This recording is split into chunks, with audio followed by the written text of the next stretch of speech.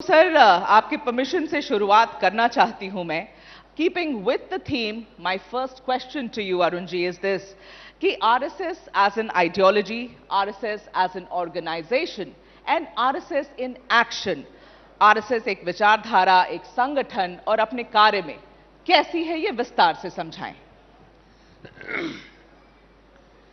तो संघ को समझना है तो संघ के विचार, संगठन और कार्य तीनों को समझेंगे तभी सबके ध्यान में आता है।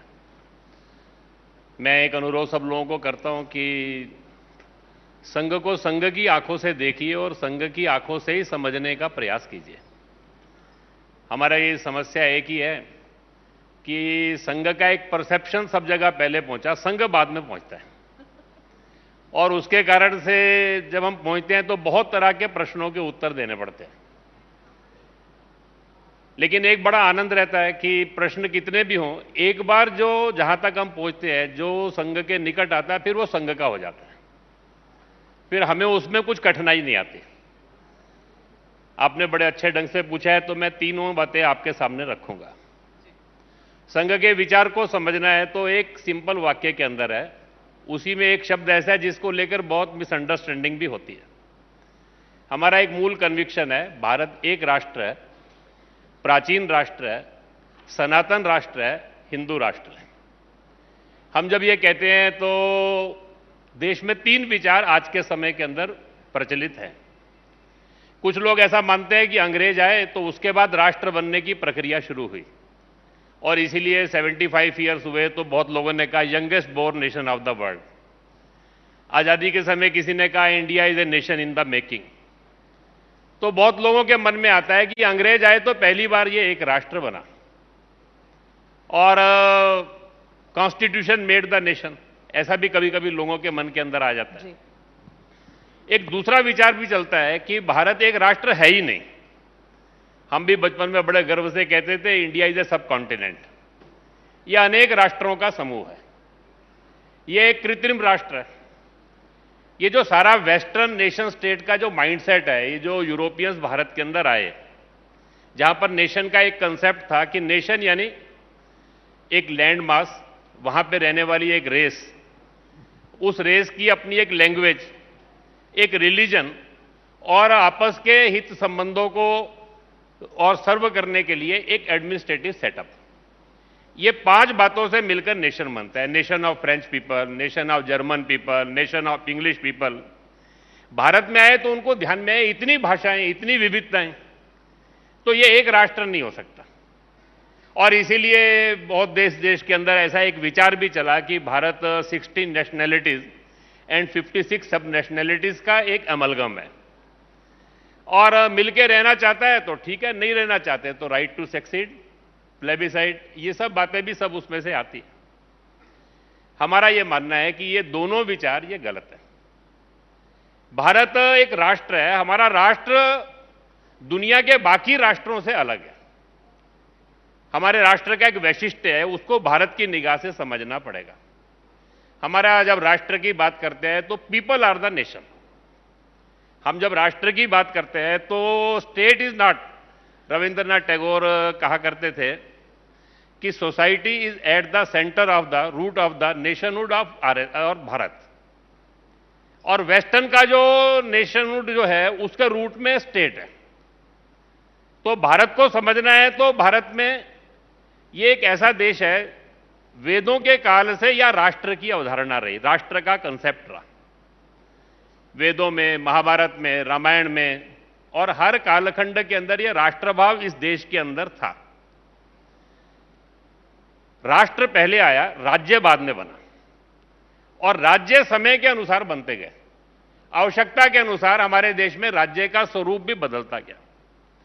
और अगर राष्ट्र की बात करनी है तो भारत एक ऐसा राष्ट्र है कि जिसकी thousands of years of continuous living एक जर्नी है। कोई पूछे काशी का इतिहास कितना पुराना है, उज्जैन का कितना पुराना है, कांची का कितना पुराना है, तो एक बात तो निश्चित है कि दुनिया में कोई और नगर की ऐसी लिविंग कंटिन्यूअस जर्नी नहीं है जैसे इनकी है। और ये चिरंतन राष्ट्र है, सनातन राष्ट्र है। आप रामायण को पढ़िए, महाभारत को पढ़िए, मैगस्थनीज को पढ़िए, फाइयान को पढ़िए और वहां से आने तक अंग्रेज के यूरोपियंस को पढ़िए। पीछे एक मीनाक्षी जैन जी ने पुस्तक लिखी एज दे सा भारत, 4 वॉल्यूम्स के अंदर है, उसको पढ़ेंगे तो ध्यान में आएगा हम सब लोगों को। 600 से ज्यादा विदेशी ट्रेवलॉग्स को उन्होंने वर्णन किया। सबने एक ही बात कही, सारे देश के अंदर विविधताओं की, भाषाएं अनेक, खान पान अनेक, लेकिन राष्ट्र एक। तो पीपल मेड द नेशन। और हिंदू जो है ये रिलीजन नहीं है। हम जब हिंदू कहते हैं तो इट इज अ टर्म जो ये मानती है मातृभूमि के प्रति श्रद्धा, सब ईश्वर को प्राप्त करने के मार्ग सच्चे मार्ग हैं, सबको अपने अपने मार्ग पे चलने की स्वतंत्रता है। इसको जो कहते हैं ये एक हमारा नेशनहुड है, वो हिंदूनेस है। हिंदू ये रिलीजन की निगाह से नहीं देखना। दूसरी बात है, हमारे समाज जीवन के अंदर बहुत उत्थान पतन आए। जब हम अच्छे थे तो अपने कारण, जिन्होंने संघ को प्रारंभ किया डॉक्टर एडगेवार, वो कहा करते थे अपनी कमियों का या हमारा पतन हुआ तो इसका दोष दूसरों को मत दीजिए, हमारे में कुछ कमियां आ गई। और अगर राष्ट्र का उत्थान करना है तो समाज का भाग्य बदलना पड़ेगा। समाज का भाग्य बदलना है तो समाज का उत्थान करना पड़ेगा। और वो क्या है? तो 4 बातें हम लोगों के अंदर लाना चाहते हैं।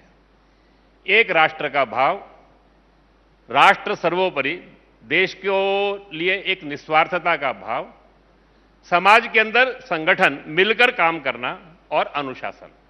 ये 4 बातें जब समाज में होती है तो समाज उन्नति करता है। और ऐसा समाज बनाना है तो ये नारों से, भाषणों से होने वाला नहीं है, आंदोलन से नहीं होगा। आपको एक एक व्यक्ति को बदलना पड़ेगा। और ये जो व्यक्ति परिवर्तन से ही समाज परिवर्तन होता है, इसी में संघ संगठन है।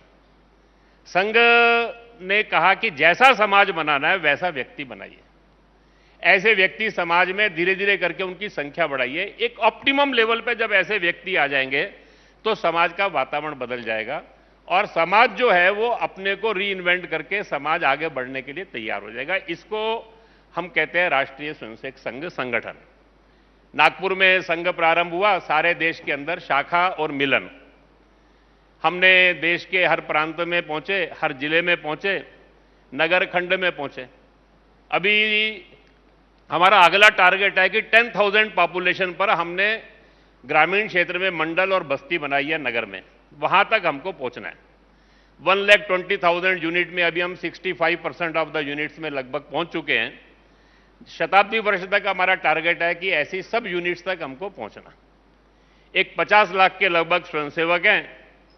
ये सारे जो स्वयंसेवक हैं, जब हम कहते हैं इन एक्शन, तो हमारी इनसे 3 अपेक्षा है।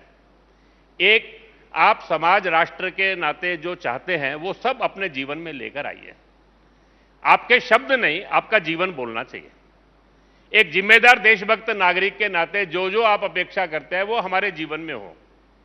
दूसरी बात, आप जहां रहते हैं वहां जितने भी अच्छे काम चलते हैं या समाज की आवश्यकता है उसके अंदर आप भागीदारी करिए।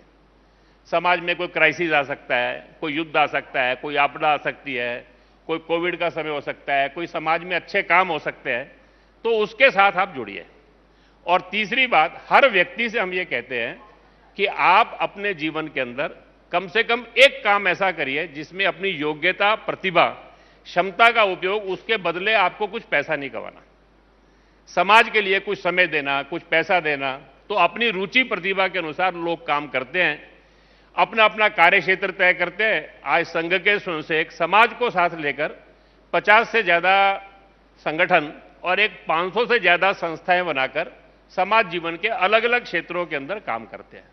बहुत विविध तरह के क्षेत्र हैं, वो लोकल चैलेंजेस भी हो सकते हैं, वो नेशन वाइड कुछ इश्यूज भी हो सकते हैं, उनके अंदर काम करना, ये अपने राष्ट्रीय स्वयंसेवक संघ का और एक विचार, संगठन और कार्य है। तो सर, आपसे फिर हम अंडरस्टैंडिंग आरएसएस पे बात कर रहे हैं तो ये पूछना जरूरी है आपसे कि आपके जो विरोधी हैं वो बार बार एक बात दोहराते हैं कि राष्ट्रीय स्वयंसेवक संघ आरएसएस एक कट्टर संगठन है, एक कट्टर ऑर्गेनाइजेशन है जो समय के साथ नहीं बदलता। क्या ये सच है? तो पहली बात तो यह है कि हमारा विरोधी कोई नहीं है। हमारा काम सर्वेशाम अविरोधन है। हम मानते हैं कि संघ में 2 ही तरह के लोग हैं, एक जो संघ में आ गए, एक जो संघ में आना बाकी है। तो जो कभी कभी हमको विरोधी लगते हैं तो हम अपनी कमी मानते हैं कि इतने साल में हम उन तक पहुंच नहीं पाए।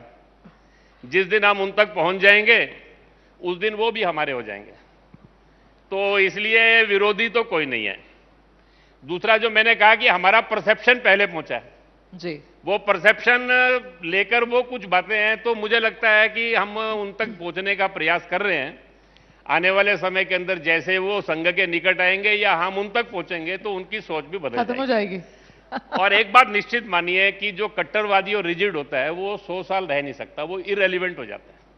ओके, ये निश्चित मान के चलिए, समाज जीवन के अंदर कभी भी रिजिड विचार, कट्टरवादी विचार ये इतने साल चल नहीं सकता जी और इतनी वैरायटी के लोग संघ के अंदर जुड़े जी तो ये अपने आप में ही सूचक है। जी।